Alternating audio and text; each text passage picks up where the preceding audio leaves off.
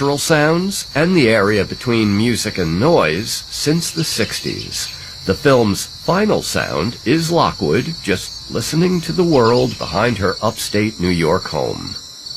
Yeah, it's funny because I've never made a film where I kind of knew the end and just had to figure out how to make a film to get to that end. But it is Anea Lockwood, who's sort of this main character, sitting at dusk on her back step, listening to the world, the crickets, the bugs.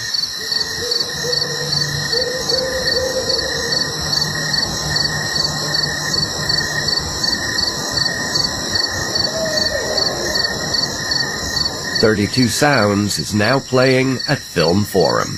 For WNYC News, I'm John Schaefer.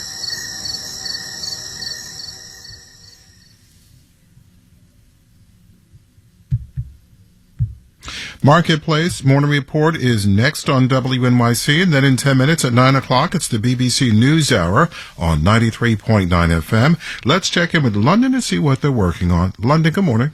Good morning, WNYC. I'm James Menendez. Today on NewsHour, the chairman of the BBC, Richard Sharp, has resigned after an independent report found he breached the code for public appointments. We'll have reaction. Also, the WHO tells us the situation for healthcare in Sudan is now catastrophic because of the fighting. That's BBC NewsHour at 9 on 93.9 FM, WNYC.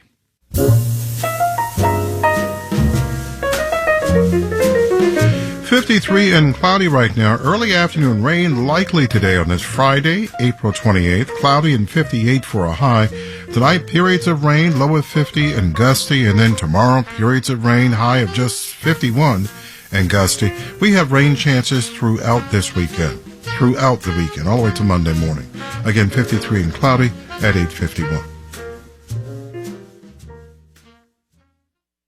WNYC supporters include Charles P. Rogers, New York bed makers for 7 generations at 17th Street, Manhattan and Route 17, New Jersey. Handcrafted mattresses and beds since 1855. More at charlesprogers.com.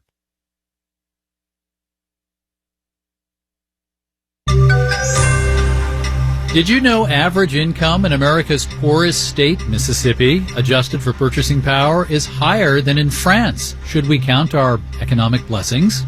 Marketplace Morning Report is supported by Progressive Insurance. Progressive is looking for individuals who want to join an inclusive and unique culture.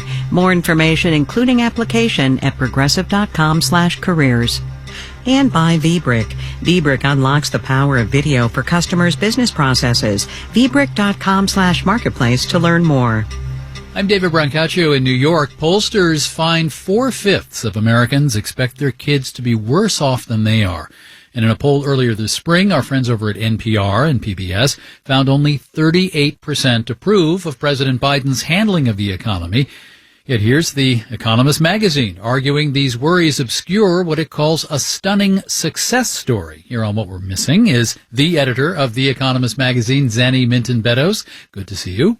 Very nice to see you too. Great to be here. So help us be happier about our economy. America has some key strengths, right? It absolutely has some key strengths. And first, let me start by saying I completely agree with you that one of the few things that both Democrats and Republicans agree on is that the economy is in a mess. And poll after poll tells you that people are feeling unhappy. But if you go back and look at how the U.S. economy has been performing, which is what we did in this cover story, it's actually a remarkable story. And it's a remarkable story of outperformance relative to other rich economies. If you look at GDP, the U.S. in 1990 was 25% of world GDP. It's now about the same, despite the rise of China. And it's a much bigger share of the rich world than it used to be. It's also much wealthier than West European economies or Japan, the other big industrialized economies. It's grown faster, and on all of the ingredients of growth, whether it's productivity, whether it's the education of its workforce, it is actually pulling ahead faster relative to Western Europe and Japan. Right. And right now there are some people listening to us sputtering, saying, okay, Zanny mentioned gross domestic product, and she mentioned a lot of measures of prosperity, but she didn't mention life expectancy in America, which in the Economist article acknowledges is going the wrong way. Absolutely. And look, the U.S. has a terrible opioid crisis, awful.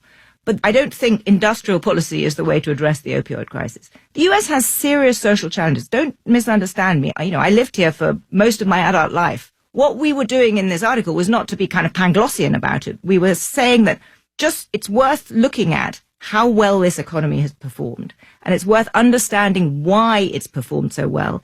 And then I think it's worth concluding from that, what are the kind of policies that perhaps shape the social safety net, but which don't kill the goose that lays the golden egg, which don't undermine the strengths that are this economy. And what worries me is that the more right now Americans think their economy is a problem, the more politicians are being pushed to the kinds of policies that over the next 20, 30 years may actually mess it up.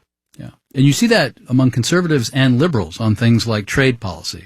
Absolutely. And if it had no consequences, then it wouldn't matter so much. But the kinds of policies that both sides are now talking about, like tariffs, like more protectionism, that really risks undercutting the engine that has been the U.S. economy.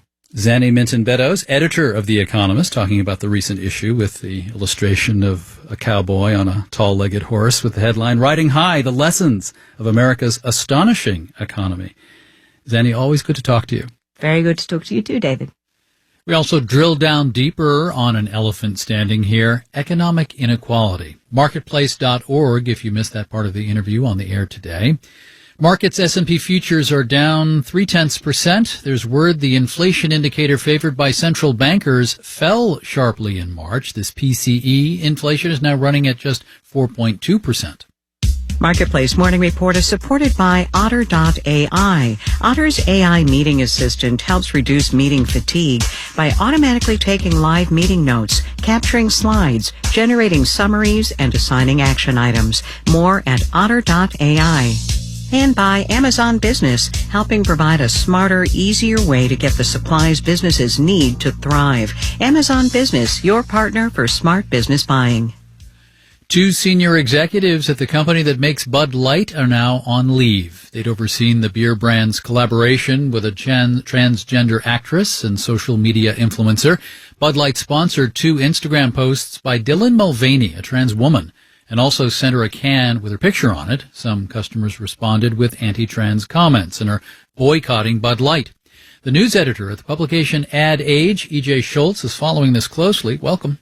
Good to be here. What have you learned about these executives? Bud Light's VP Marketing and an Anheuser-Busch VP of Marketing, both on leave now. From your information, were they ordered to stand down, or how did it work? It's a little bit cloudy. They originally portrayed this as a leave. They didn't really go into details in terms of if it was by choice or forced. Some news has been reported later by some other publications that it was not by choice. And I see data that Bud Light sales fell 17% compared to the same week a year earlier. Do you have a sense about whether this will affect the way other brands proceed in their willingness to embrace LGBTQ plus people? Other brands are absolutely watching this. The early sales returns show that the people that are upset over this are actually having an impact. And it really speaks to how the political winds are shifting when it comes to transgender issues. We've seen, of course, legislation introduced across many states around transgender rights and trying to curb those rights. And so brands have suddenly become targeted as part of this larger debate. It's difficult from the outside to parse exactly where the company stands on this. The company's defended its partnership with Dylan Mulvaney, saying in a statement it works with hundreds of influencers across brands as one of many ways to authentically connect with audiences across various demographics, unquote. But then these executives are now on leave, which seems to tug in a different direction in terms of what kind of message the company is sending. Right. Outside of that original statement, they've since sort of really walked, if not sprinted, away from this issue because of the heat they're feeling from distributors. They're almost in the middle because they've even gotten criticism from more on the left of, hey, why haven't you come out and had a more robust statement on transgender rights? They've really just said nothing specific since this has happened. E.J. Schultz is news editor at Ad Age. Thank you very much. Great being here. Our executive producer is Kelly Silvera. Our digital producer is Jarrett Dang. Our engineers are Jason Duler and Nick Esposito. In New York, I'm David Brancaccio with the Marketplace Morning Report. From 8 p.m., American Public Media. Support for WNYC comes from the New York Phil. Violinist Joshua Bell returns to David Geffen Hall to perform alongside New York Phil musicians in an intimate program curated by Bell himself, May 7th at 2 p.m. Tickets at nyphil.org. Up next, the BBC News Hour on 93.9 FM and The Takeaway on AM 820. Today on the Brian Lehrer Show, a conservative columnist analyzes the Republican primary field and what it would take to secure the nomination over Donald Trump. Plus, updates on the legal cannabis industries in New York and New Jersey. That's this morning at 10. 53 and cloudy today, rain likely, and 58 rain chances throughout the weekend. Tomorrow, rain, 50.